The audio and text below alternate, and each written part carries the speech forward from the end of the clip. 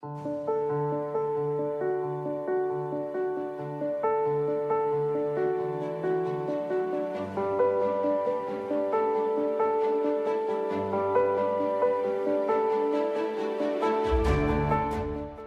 my name is Cecilia Burns Araki. I am Rapa Nui. I'm from Easter Island, the middle of the Pacific.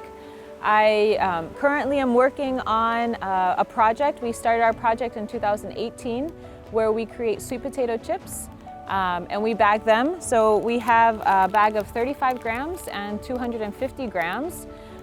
We literally plant them, harvest them, produce them in our kitchen that we have our kitchen resolution, and then we then process and then distribute on the island.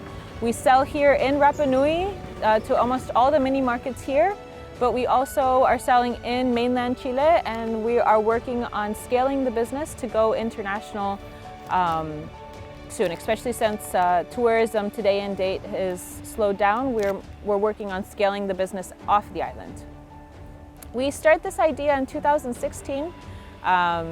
Me and my husband have always talked about whose idea it was. And he's pretty convinced that it was his idea. We were literally at our farmhouse making sweet potato chips because that's a very traditional food here on the island that people eat with ceviche or with any type of typical plate here on Rapa Nui. And we're making our chips at home, and we decided that I remember it being like we looked at each other and decided that this would be a great business idea. And so we start developing the idea, and we start creating or trying to raise money personally so we could start the business. Because my husband's a farmer, and he grew up as a farmer his whole life. And so the sweet potatoes in that time, he was actually producing them and selling them to the restaurants, to the hotels as the actual material. And so it was from there trying to come up with the actual product and setting it into the commercial world in a very presentable way. And we wanted it to be artistic. So 2016 is when it starts, and 2018 is when we actually launched the first product, which was 35 grams, which is a small individual size sweet potato chip bag. So we are not only farmers, we plant the rao, or what they call the actual plants, and we try to align that with the moon cycles. We then take care of it for 3 to 4 months, sometimes depending on the different types of sweet potatoes. We have sweet potatoes that we can harvest in 3 months, others that have to be harvested in 4 months and 6 months, and that just has to do with the variety of the sweet potatoes. We then we harvest them, we wash them in our kitchen, in our semi-industrial kitchen. We then wash them, we peel them, make sure that they are in prime condition for production, and then we literally slice them with a mandolin, fry them in deep oil, or well, it's sunflower oil, which is a healthier oil. Then we dry the product, and then we select them one by one to make sure that they are unique and that they don't have any flaws. And then we literally put them in their bags of either 35 grams or 250 grams. And so we have the bags we've actually already created, and we invested in them a few years back. And so we have a lot of stock of them. And so the time of actually production, we don't have to make the bags. We just make sure that they're ready, available to fill them. And then we seal them. And then from the kitchen, they then get distributed out to either the clients directly or to the different stores where we sell. Well, 2019 was when we introduced our 1/4 kilo bag, or 250 grams bag, which was party size. It was to get people to take the same product that we created in the 35 grams, but to parties or to family gatherings. And it was actually very well received by the local people. In fact, it was actually highly requested by the local people that we introduced a larger bag so that they could share it, because one bag wasn't enough for them. So we were very successful in January, February, March of 2020, and then end of March when COVID hit the island and the island closed. We took the month off of work of April in 2020, and of course that meant there was no sales at all. But that was kind of an island decision. Everything just stopped for a month. And then in May of 2020, we picked it up again. We decided that we needed to continue working because it was a food product and the island was actually starting to become more scarce in food. And while maybe our food that we produce wasn't first necessity, it was still an option on the shelf. So it was actually very nice to see that we could continually have our product even during this hard economic time for everybody on the shelves in the supermarkets, because at one point the supermarkets had nothing but our chips on them, which was nice to see. In a way, it kind of forced our customers, or maybe even forced new customers to try our product.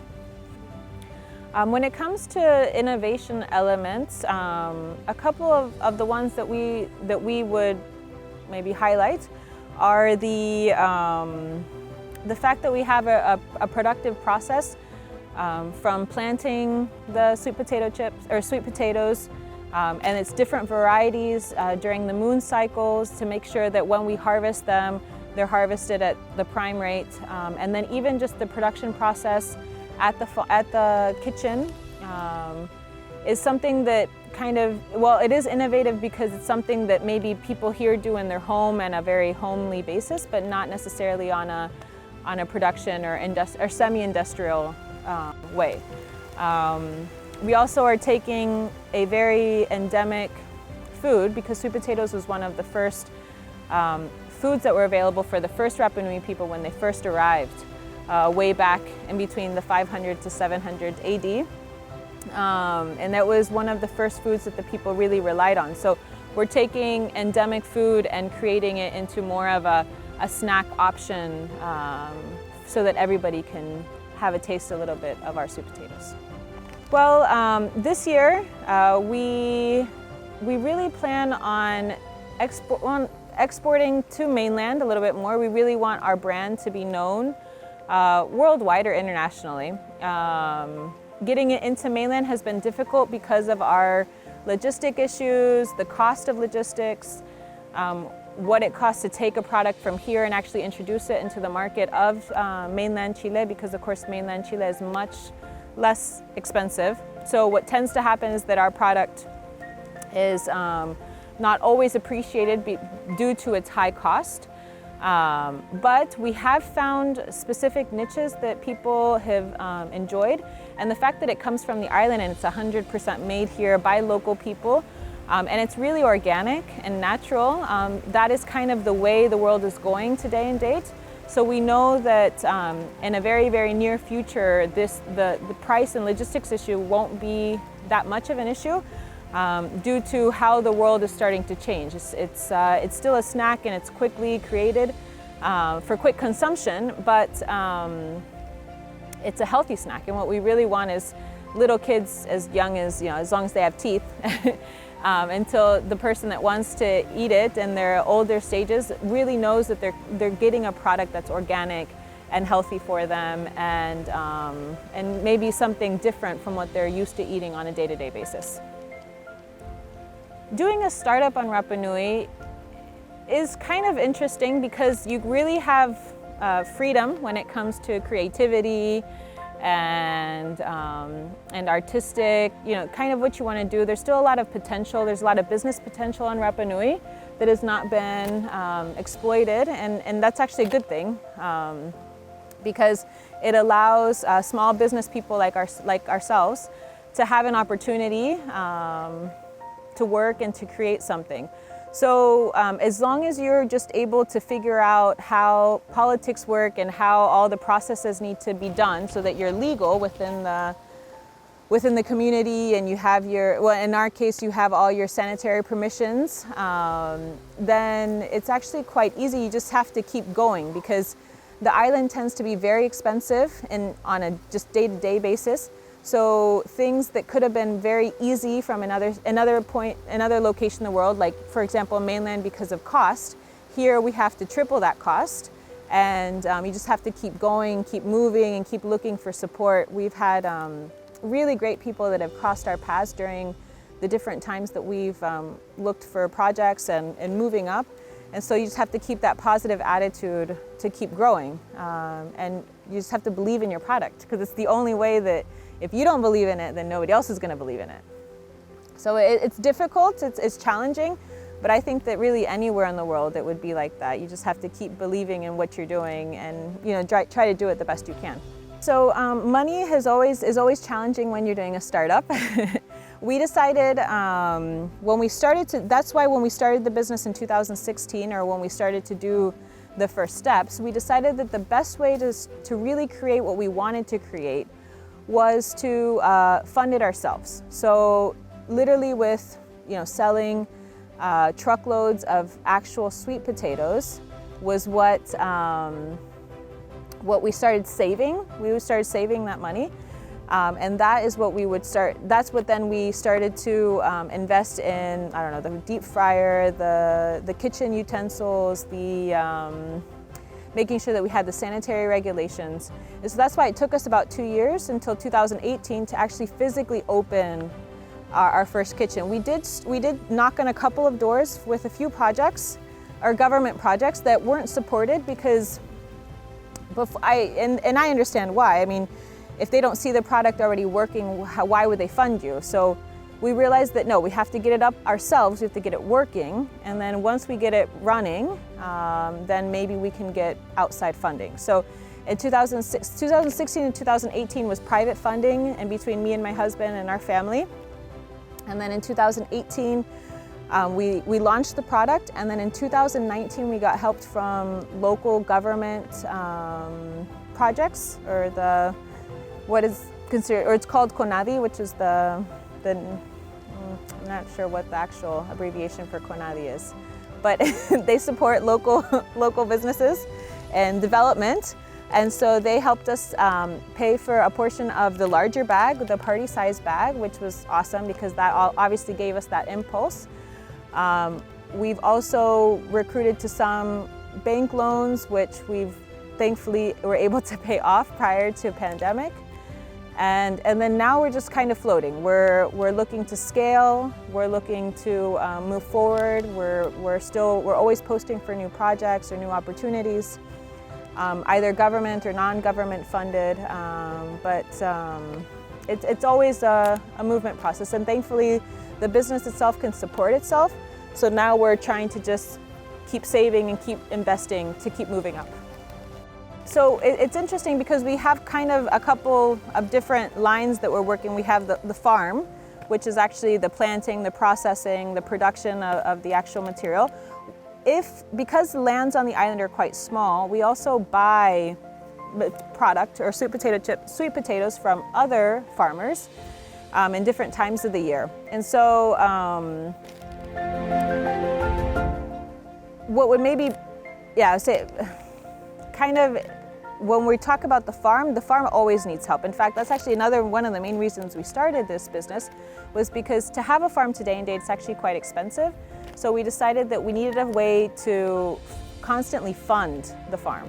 And by constantly funding it would be by always having money coming into the farm so that we can keep growing, we could keep getting machinery, and move up that way. But then when we talk about the business part, the marketing, we definitely need help in marketing. Marketing is a big thing today and date when it comes to the world. I mean, you see that we could have, 2,000 followers on Instagram, but obviously that's different than having 27,000 followers that actually look for your product, and they have that visual meaning. And that also has to do a lot with kind of where we are, how we're so isolated.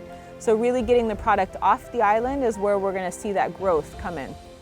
And then financially, always injecting money into the system will make things work. Everything works with money. So, so having more money just means that we'll be able to grow even bigger.